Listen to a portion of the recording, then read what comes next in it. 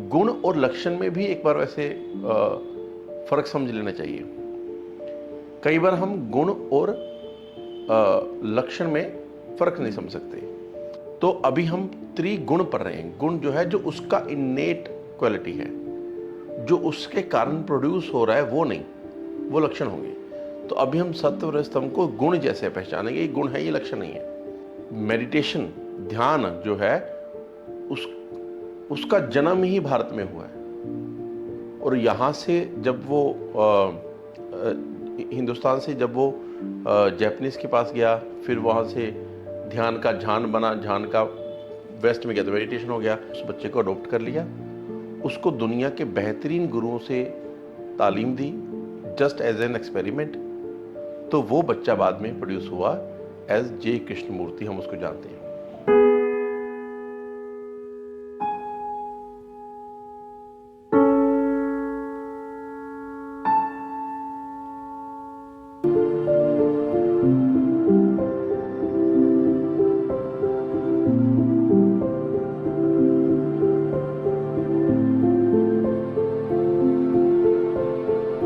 नमस्कार, पतंजलि योग दर्शन चल रहा है और अभी तक हम इंट्रोडक्शन के 6 एपिसोड कर चुके हैं। वैसे तो ये जितना हमने सोचा था उससे थोड़ा सा लंबा हो गया है, लेकिन इंट्रोडक्शन और भी खींची जा सकती थी।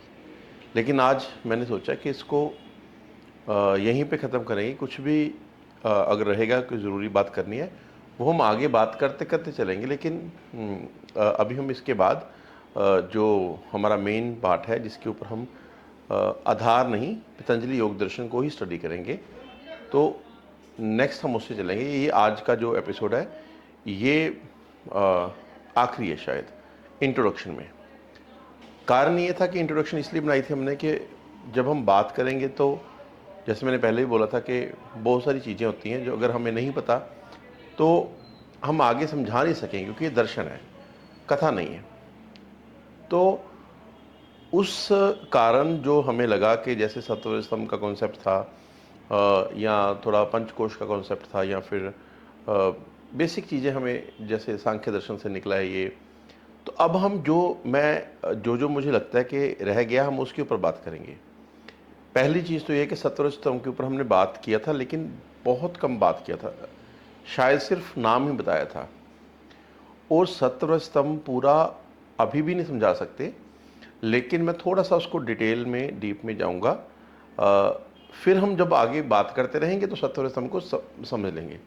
अभी इतना ही बताऊंगा कि आपके दिमाग में एक उसका आकार बन जाए, उसकी एक आउटलाइन बन जाए सत्व स्तंभ की, और उस सत्व स्तंभ में रंग हम बाद में धीरे धीरे भर लेंगे।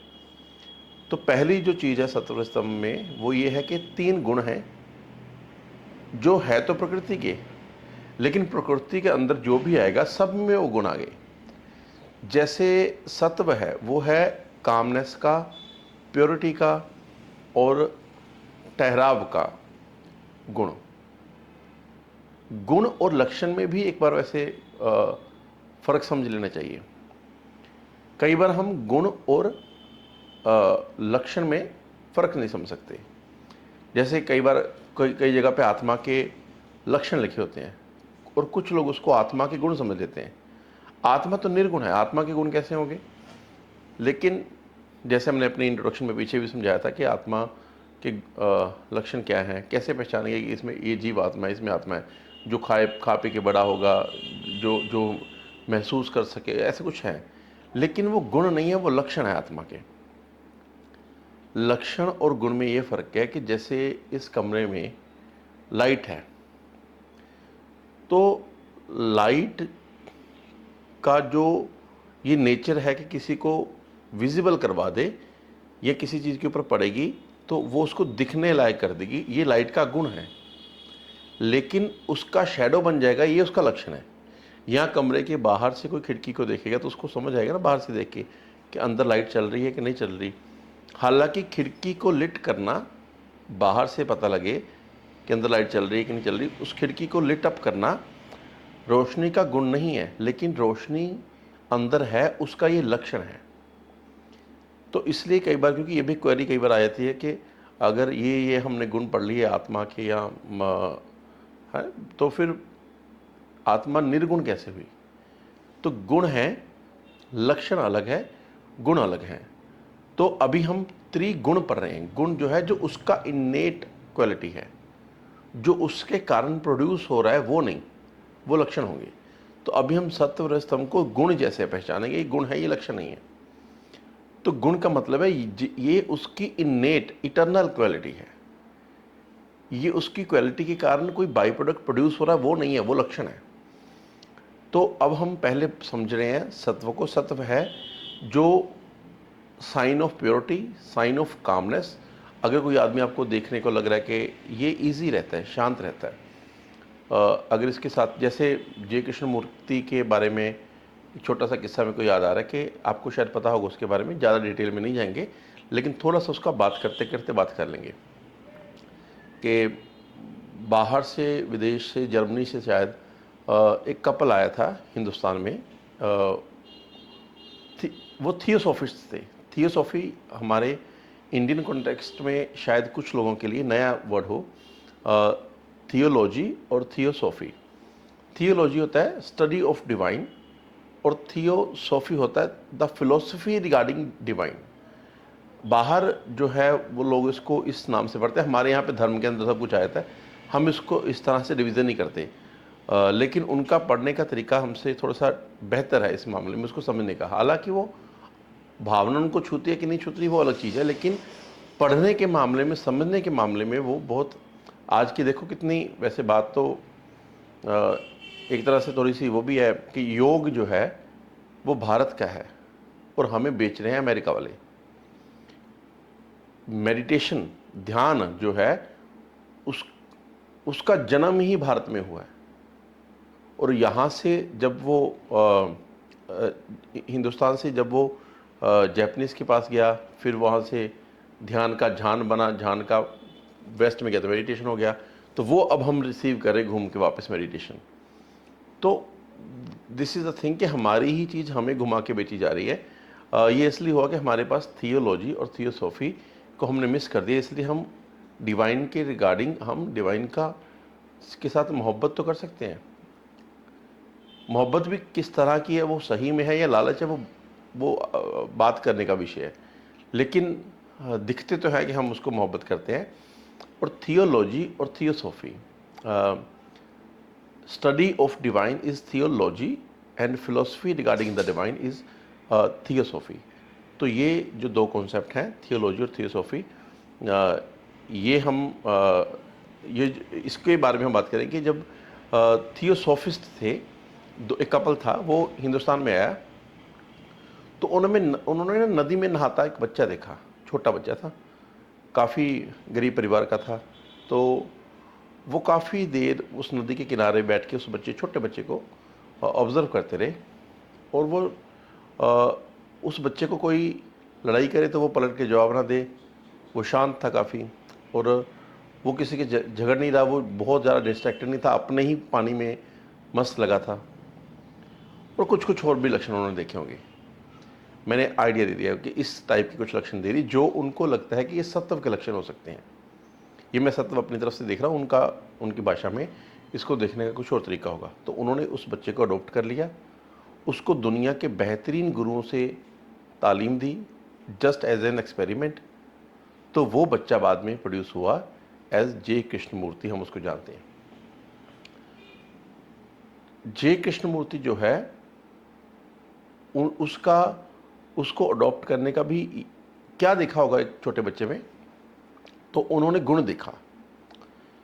जय कृष्णमूर्ति के ऊपर हम कभी अलग दिन बात करेंगे, अभी हम सत्व के ऊपर रहते हैं कि कुछ उन्होंने देखा तो उसको 20 गुरुओं से तालीम मिली। और जो दुनिया के सबसे बेस्ट आउट ऑफ बेस्ट गुरु हो गए, चाहे वो थ्योरी में हो जाए, चाहे वो एनलाइटेंड हो, रियलाइज्ड वन हो, सबसे सीखा उसने। तो ये जय कृष्णमूर्ति पैदा हुआ उसके साथ। लेकिन जिस तरह का उन्होंने सोचा था कि वो प्रीचर होगा, उस तरह के प्रीचर नहीं निकले। वो थोड़ा सा उसको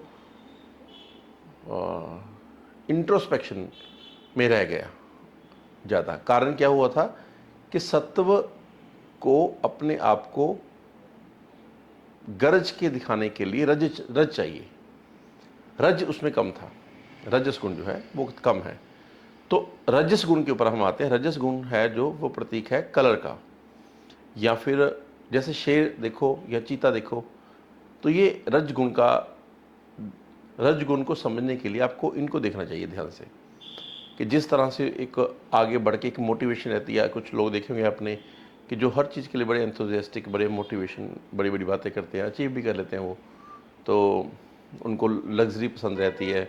तो ये जो गुण है ये रज के हैं। उनको प्राउड पसंद है, उनको हर चीज़ का क्रेडिट चाहिए होता है, और उस क्रेडिट के ही चक्कर में कई बार वो बड़े बड़े अचीवमेंट कर जाते हैं दुनिया में। और मैं अक्सर बोलता हूँ कि रज गुण खराब गुण नहीं है, दुनिया रजस के कारण ही चल रही।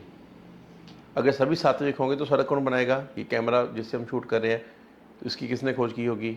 ये टेक्नोलॉजी, एवरीथिंग, ये रजस के ही लक्षण है। तो रज ही है जो दुनिया को दुनिया जैसा दिखाता है हमें। तो थोड़ा बहुत रजस चाहिए, वैसे ज़्यादा भी हुआ तो कोई नुकसान नहीं है, लेकिन थोड़ा बहुत रजस सब में चाहिए। तमस उसके बाद आ गया। आपने वो जो शांति मंत्र सुना होगा, तमसो माँ ज्योतिर्गमया, ये जो शब्द है तमस जो है वो है डार्कनेस। मतलब आपको दिखता भी कुछ नहीं आगे, दिखता मतलब ऐसे नहीं, इन आई से आपको विज़न नहीं है ज़्यादा। शाम तक के खाने का बंदोबस्त हो जाए, आप खुश हो। आलस रहेगा, प्रोक्रेस्टिनेशन जो नया वर्ड हम मॉडर्न में यूज़ करते हैं, दैट इज़ रिलेटेड टू तमस। तो ये एक बाहर बाहर का आकार हो गया। जो जो लोग लीस्ट मोटिवेटेड होंगे, सेक्स, फूड, स्लीप की तरफ झुके रहेंगे हमेशा, ये है। और अकेला सेक्चुअल और अच्छा टेस्टी फूड की तरफ झुका रहेगा कोई, तो वो रजस में आएगा। लेकिन जब डीमोटिवेट होके खाने में क्वालिटी के ऊपर ज़्यादा जोर आएगा, क्वांटिटी के ऊपर कम आएगा जोर, तो वो रजस है। और जब जिसको क्वांटिटी ज़्यादा चाहिए रहेगी, क्वालिटी का कोई इतना सीन नहीं, लेकिन ज़्यादा मिल जाए, वो थोड़ा तमस की तरफ आ जाता है। राक्षस प्रवृत्ति कई बार कह देते हैं हम उसको ना, रजस में भी राक्षस प्रवृत्ति आ जाती है वैसे तो। ये है सिस्टम। तो अभी मोटा मोटा ज़्यादा बड़ी करने की ज़रूरत नहीं है, एक दो बार सुन लेना इसको, सत्वरजम को। ऐसे आयुर्वेद में हमने पढ़ा कि ब्रह्मा को अगर आप देखो तो जो आपके दिमाग में अपीयरेंस आती है, जो उसकी फ़ोटो से जो भी, हालांकि ये अलग विषय कि वो सही में उस तरह के थे कि वो शक्ति को रिप्रेजेंट करने का हमारा सिंबलिज्म है, वो अलग चीज़ है। लेकिन जो भी आपको रिप्रेजेंट किया जा रहा है, ब्रह्मा को देखकर, या फिर हाथी को देखकर, या फिर वेल मछली को देखकर, सोच के उसके बारे में, है ना। समुंदर के नीचे चले जाओ तो जिस तरह का समंदर नीचे से लगता है, विष्णु जी की फ़ोटो एक पानी के अंदर लेटे हुए शेषनाग के ऊपर, ये जो सब रिप्रेजेंटेशन है, ये आपको डायरेक्टली और इनडायरेक्टली सत्य दिखाने की कोशिश कर रहे हैं। काली माता की फ़ोटो देखते हो आप, और कृष्ण की सुदर्शन वाला जो रूप है वो वाला देखते हो, या फिर गीता उपदेश के समय में भी कृष्ण को देखते हो, ये रजस है। रजस मोटिवेटेड रहता है। मैंने बोला था पहले भी कि वो बोलने में बड़े अच्छे महारत हो थी उनमें। तो जो भगवान कृष्ण को देखो अगर, तो वो जिस तरह से अलंकार श्रृंगार में रहते हैं, और बोलने में भी बड़े धनी, नयन नक्श भी बड़े अच्छे, तो ये सभी लक्षण जो है वो रजस के हैं। तमस रहेगा नेगेटिविटी, जिसको हम बोलते हैं आलस, और किसी चीज़ के लिए कोई मोटिवेशन नहीं, बस ज़िंदगी चल रही है। लालच रहेगा, किसी चोरी करके पैसे ले लें, या जिस तरह की भी ये नेगेटिव प्रवृत्तियाँ होती हैं, ये सब तमस में आती हैं। तो ये यहाँ तक थोड़ा सा आकार बन गया आपके दिमाग में कि सत्व, रज और तम ये गुण हैं। अब मेरे में जो भी गुण ज़्यादा होगा उस तरह का आप बिहेवियर देखोगे। किसी भी आदमी में ये गुण रहे, कोई भी दुनिया में कोई भी ऐसी चीज़ नहीं है जिसमें आप, ना कोई पेड़ पौधा, ना कोई जानवर, ना कोई इंसान, ना कोई प्रकृति में कोई घटना जिसमें आप सत्व रज तम नहीं ढूंढ सकते। मीठी मीठी बारिश पड़ती है तो सत्व याद आएगा, ठंडी ठंडी सुबह की हवा चलती है तो सत्व याद आ जाएगा, बारिश बिजली कड़केगी बड़ी तेज़ से तो आपको रजस याद आएगा, रात का अंधेरा हो जिसमें आपको डर लगे बाहर जाने में तो तमस याद आ जाएगा। तो प्रकृति के गुण हैं, इसको ध्यान से समझो, नेचर इटसेल्फ के गुण हैं ये। कोई भी चीज़ अगर उसमें सत्व स्तंभ नहीं मिल रहा तो वो नेचर से बाहर होनी चाहिए। अगर उसमें सत्व स्तंभ दिख रहा है तो वो नेचर का ही पार्ट होगी। या ऐसे कह लो कि अगर कोई चीज़ नेचर का पार्ट है तो उसमें सत्व स्तंभ होगा ही, क्योंकि ये प्रकृति के गुण हैं। तो अब समझ के थोड़ा सा आप इसको पास से, तो ये है सत्व रजतम, और जिसमें भी जीव आत्मा है, या जिसमें आत्मा है किसी में भी, चाहे वो जिसको हम कॉन्शियसनेस बोलते हैं, उन सब में सत्व रज तम में से किसी एक का, या कई बार मिला के थोड़ा सा सत्व का, थोड़ा सा जैसे कई बार हम प्रकृति देखते हैं दिमाग की, तो प्योर सात्विक आया था। प्योर सात्विक तो मिलते नहीं, लेकिन सत्व और रजस गुण प्रधान आता है। हमें जब आजकल ये जो गुरु 5, 7, 10 जितने तरह के खराब गुरु हैं, है ना, तो ये जब गुरुओं को हम कई बार देखने में गलती खा जाते हैं ना, क्योंकि हम ट्रेन नहीं है गुण देखने में। हमें इस तरह से सिखाया नहीं गया, या हम समझे नहीं। संत में तो सत्व ही होना चाहिए, और सत्व वाला आदमी कभी भी अपने कोर्स बेचेगा नहीं मेडिटेशन के। सत्व वाला आदमी कभी भी अपने ही दरबार से बाहर अपनी फोटो नहीं बेचेगा।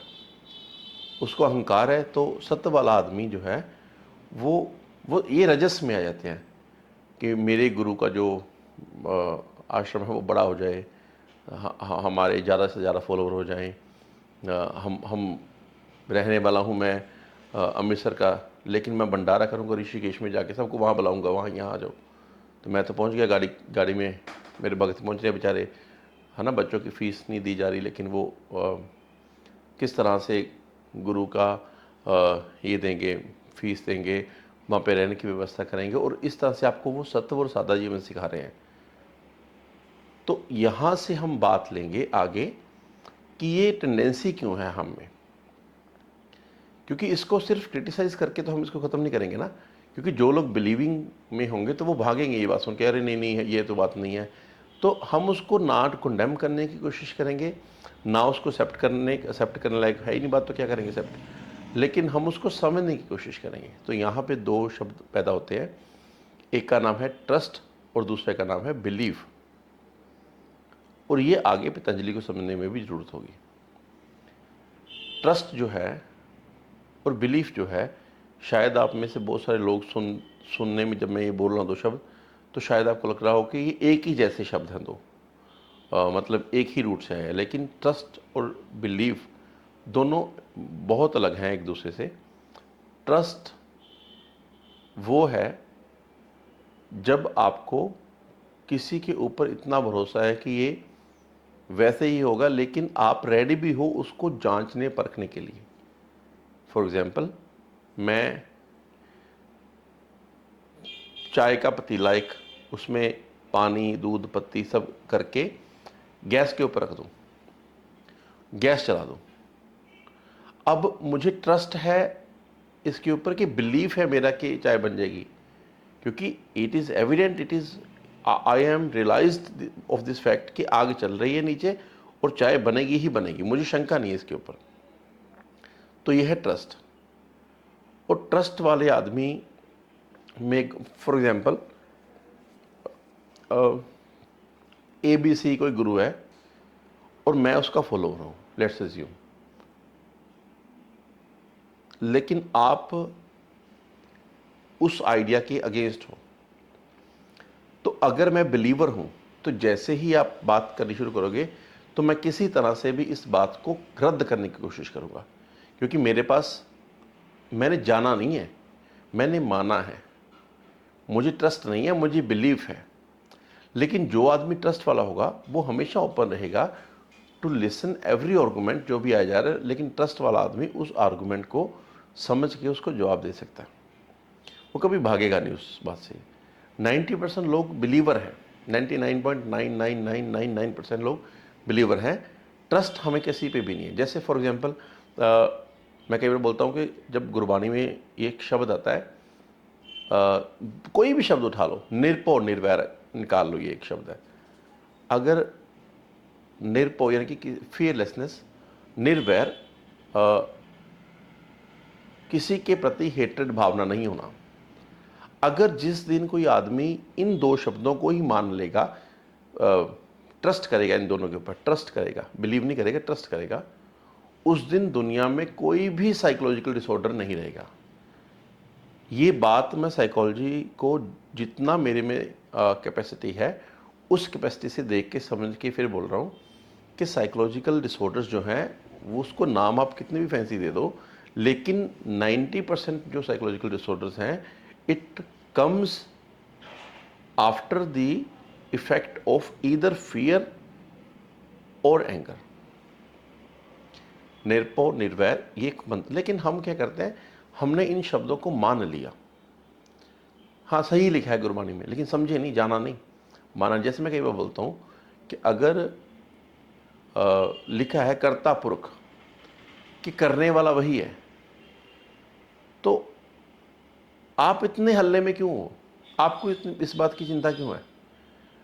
जब जैसे गीता में भगवान बोलते हैं कि तुम्हारे सभी एक्शन मुझ पे सरेंडर कर दो, मुझी पे समर्पण कर दो, और प्रारब्ध में होगा तो मिल जाएगा। लेकिन हमने इसको बिलीव तो करते हैं इसके ऊपर कि हाँ भगवान ने बोला सही बोला होगा, ट्रस्ट नहीं है हमें। हम खुद पूरी पंचायत के हैं, मैं ही भगवान हूँ काम करने में, हमारी ये टेंडेंसी आई थी कई बार। तो ये फ़र्क है मोटा मोटा। ट्रस्ट जो है इट इज़ लाइक एल्कमी, ये जादुई टच है। छुओगे मोहब्बत में, रिलेशनशिप्स में हम बिलीव्स कर लेते हैं, ट्रस्ट किसी पे भी नहीं है। हमें सिखाया ही है जब तक घर से, इतना विश्वास नहीं करना, उसका क्या पता वो क्या सोचे मन में। इस तरह की टीचिंग जो घर से मिलती है लोगों को, क्योंकि माँ बाप ने खुद कभी ट्रस्ट नहीं करके देखा किसी के ऊपर, और वो ट्रस्ट करना सिखा भी नहीं रहे। हमारी सोसाइटी में ये बहुत बड़ी प्रॉब्लम आ गई है कि हम ट्रस्ट के ऊपर बहुत डाउट करने लग गए। ट्रस्ट किसी भी चीज़ का, जैसे मैं खुद के ऊपर ट्रस्ट कर लूँ कि मैं वो कर सकता हूँ जो मैं करना चाहता हूँ, तो आई एम फ्री। लेकिन अगर मुझे बिलीव है, ट्रस्ट नहीं है, तो मैं हमेशा थ्रेटन में रहूँगा। यार मेरे को बिलीव है मैं कर सकता हूँ, लेकिन वो रोक रहा है मुझे, वो रोक रहा है, क्योंकि ट्रस्ट नहीं है, बिलीव है। फिर हम, जैसे मैं कई बार बोलता हूँ कि हमारे 90% गाने, फिलोसफी, इंस्टाग्राम के ऊपर रील्स, लोग क्या कर रहे हैं, यही तो बोल रहे हैं कि दुनिया आपकी तरक्की के अगेंस्ट है, आपको झुकाना चाहती है, आपको ये करना चाहती है। ये बिलीव है, ये ट्रस्ट नहीं है। जिस दिन आपको ट्रस्ट हो जाएगा, तो आपको ये भी ट्रस्ट होगा ना कि आपके एक्शंस ही आपका रिजल्ट प्रोड्यूस कर रहे हैं, भगवान ने किसी के हाथ में आपकी किस्मत तो नहीं डाली हुई। ट्रस्ट और बिलीव में ये फ़र्क है। बिलीव अंधा है, ट्रस्ट देख सकता है, दैट्स इट, यही आइडिया। तो ट्रस्ट और बिलीफ जो है, ये इसलिए मैं समझा रहा हूँ यहाँ पे कि पतंजलि, आगे हम इसके आगे जो शुरू करेंगे, वो जो रास्ता है वो बिलीफ का नहीं है, वो ट्रस्ट का है। क्योंकि बिलीफ से आपके बाहरी कपड़े बदल जाएंगे। मैं बिलीव करता हूँ कि मैं ए रिलीजन से हूँ, मेरे उस तरह के कपड़े बाहर से बदल जाएंगे, उस तरह का मेरा धार्मिक स्थल हो जाएगा। मैं बिलीव करूँगा कि मैं बी रिलीजन का बिलीव करता हूँ, मेरे बाहर से कपड़े बदल जाएंगे, और बाहर से मैं अपना पूजा स्थल बदलूँगा, पूजा विधि बदलूँगा, पद्धति बदलूँगा। मैं बिलीव करता हूँ कि मैं सी रिलीजन को बिलोंग करता हूँ, तो एक सर्टेन टाइप के मेरे बाहर के कपड़े हो जाएंगे, और सर्टेन टाइप का बाहर का मंदिर, गुरुद्वारा, मंदिर, मस्जिद, कुछ भी हो जाएगा। ये सब बिलीफ है। ट्रस्ट होगा वो अंदर से होगा। फॉर एग्जाम्पल, मुझे ट्रस्ट है कि भगवान ने गीता में जो बोला, लेट्स अज्यूम कि वो सही है। कोई बोले गीता अच्छी नहीं है, तो मुझे क्या फ़र्क पड़ेगा इससे? लेकिन अगर मैं बिलीव करूंगा तो मैं लड़ूंगा उससे। तुम ऐसा कैसे बोल सकते हो उसके बारे में? क्योंकि मुझे खुद ही ट्रस्ट नहीं है, मैं बिलीव में हूँ, और बिलीव हमेशा थ्रेट में आ जाएगा। मुझे लगता है कि हमने इशारों में थोड़ी, काफ़ी बड़े बड़े टॉपिक है ये सब, ट्रस्ट बिलीव, है ना, लेकिन मुझे लगता है कि मैंने थोड़ा सा आपको इसका एक आकार तो समझा दिया है।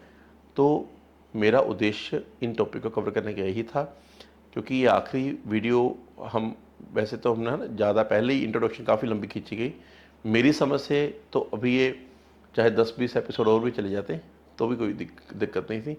लेकिन आई एम वेरी अनश्योर कि ये कंटेंट जिस तरह से मैं बोल रहा हूँ, जिस तरह से मैं देख रहा हूँ, ये किस तरह का रिस्पॉन्स है, या मैं जो बोल रहा हूँ वो हर आदमी उसको समझ पा रहा है कि, क्योंकि हमारा अटेंशन स्पैन 30-30 सेकेंड का कर दिया व्हाट्सएप रील्स ने। तो मैं कई बार बोलता हूँ कि बुक्स लिखना और इस तरह का फिलोसफिकल कंटेंट बनाना व्हाट्सएप या इंस्टाग्राम के ज़माने में क्या बोलते हैं इसको, गंजों के शहर में कंघी बेचने जैसा है ना। तो इसका वैल्यू नहीं है किसी को। लेकिन इसलिए मैं थोड़ा सा अनश्योर हो जाता हूँ कई बार कि ये चीज़ कितनी लंबी खींचूँ। तो आज हम इसी बात पे ख़त्म करते हैं कि हम इसको 7 एपिसोड हो चुके, एक Q&A किया था, तो ये इंट्रोडक्शन हो गया। आगे हम जो भी इसमें रहेगा वही वाली कोई बात नहीं है, हम बात करते करते ही जानेंगे उसको धीरे धीरे, क्योंकि ये थोड़ा सा धैर्य का भी, पेशेंस से ही चलने वाली चीज़ है। ऐसे तो नहीं है कि भाई कुछ भी कर लें तो हो जाएगा। तो बिलीव और ट्रस्ट, ये दो बात हमने बात करी इसके ऊपर आज, और एक सत्व स्तंभ का आकार समझा। आगे का रास्ता बिलीव का नहीं है, ट्रस्ट का है। आपको पतंजलि के ऊपर ट्रस्ट होना चाहिए। जैसे देखो, अभी जो बात कर रहे थे कि जब हमें बिलीव होगा किसी चीज़ के ऊपर, तो हम बहुत ही वो फील करेंगे थ्रेटेंड। एक फिर हम क्या करेंगे कि जो हमने कहावत भी सुनी है ना, एक बड़ी मशहूर कहावत आपने सुना होगा, नेकी कर दरिया में डाल। तो इसका अर्थ का अनर्थ कर दिया हमने। आपका पता नहीं, आपको शायद सही मतलब पता हो इसका। मैंने तो यही सुना था कि ये दुनिया ऐसी है, बचपन में मैंने ये सुना था, किसी के साथ अच्छा करो और दरिया में फेंक दो, कुछ नहीं मिलता इसके बदले में। ये बहुत ख़राब तर्जमा है इसका, ये बहुत ख़राब ट्रांसलेशन है। ये जो आइडिया है ये सूफ़ी आइडिया है। नेकी कर दरिया में डाल का अर्थ ये नहीं है कि लोग आपकी नेकी की वैल्यू नहीं करेंगे, फिर है ना, आपको आप अच्छा भी कर लो किसी के साथ तो आपको उसको तारीफ़ नहीं मिलेगी। ये कितना लालची आइडिया है। नेकी कर दरिया में डाल का अर्थ था, अभी हम उस अर्थ को नहीं जानते, कि अगर आप किसी के साथ बहुत अच्छा भी कर रहे हो तो उसको दिमाग में रखो नहीं कि मैंने इसके साथ अच्छा किया था, अब ये मेरे को उसके बदले में उतनी इज्जत दे, उतना रिगार्ड करे। किसी के साथ अच्छा किया, भूल जाओ, उसको दरिया में फेंक दो एंड फ्री हो जाओ उसके साथ। ये था इसका ओरिजिनल अर्थ। लेकिन हम क्या करते हैं, जब दिमाग से चेंज होंगे तो हम अपने हिसाब से उनकी, इसलिए मैं बोलता हूँ कई बार पतंजलि या कोई बड़ा ग्रंथ हम समझ इसलिए नहीं सकते क्योंकि हम उसकी ट्रांसलेशंस अपने ही लालची मन के थ्रू निकाल रहे हैं। तो ये है प्रॉब्लम। तो अभी तक हम यहाँ तक आ चुके हैं, आगे हम कल मिलेंगे। अपना मेन जो पतंजलि का कोर्स शुरू होगा, चित्तवृत्ति निरोध, तो उसका हमने नाम दिया रिफ्लेक्शंस। तो ये इंट्रोडक्शन यहाँ तक ख़त्म हुई। कल से हम रिफ्लेक्शंस के ऊपर शुरू करेंगे। Thank you.